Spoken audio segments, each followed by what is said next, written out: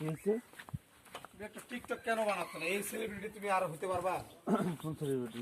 এই যে তুমি যে ইউটিউবার হইছো, তুমি একটা টিকটক বানাও, বানায় বলো যে কুরবানির প্রস্তুতি চলতেছে, কুরবানির প্রস্তুতি চলছে। দেখুন এই রাঙামাটি আর দাঁড়াও না, এই রাঙামাটি পাহাড়ে এই কুরবানির নীরব ভাবে প্রস্তুতি চলছে, মশলা প্রস্তুতি, যে আর 3 মাস পরে এইটাকে কাজে লাগবে। ওইভাবে একটা টিকটক বানাও।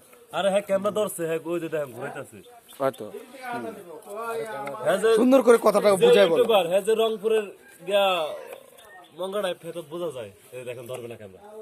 এত মাস পরে এই এই এই রুমাজুনে এখানে আমরা রুমাজন যুদ্ধ চলতেছে, যে মশলার প্রস্তুতি কুরবানির। ভিডিও করেন, ভিডিও করে এসে এটা ইয়ে করেন, ফেসবুকে ছেড়ে দেন। হ্যাঁ এই যে দুবি কন্ডাক্টরের কার্যকর আপনি কি বাল কন্ট্রাক্টর একটা কথা কই, ওই যে কুমিল্লাতে আমাদের 10টা গরু জবাই হবে, তার জন্য মশলার প্রস্তুতি চলছে। আমার কথা কুমিল্লাতে ফোন করে ডাকবে কি জানেন? হ্যালো গাইস, এরা তো হ্যালো রাইস নাকি জানি, হ্যাঁ সুজন ভিডিও করে সমস্যা নাই। হাই গাইস, বিভিন্ন এলাকায় তো ফোন করবে কি জানো? আমার দুটো ছাগল আছে, গরু জবাই হবে।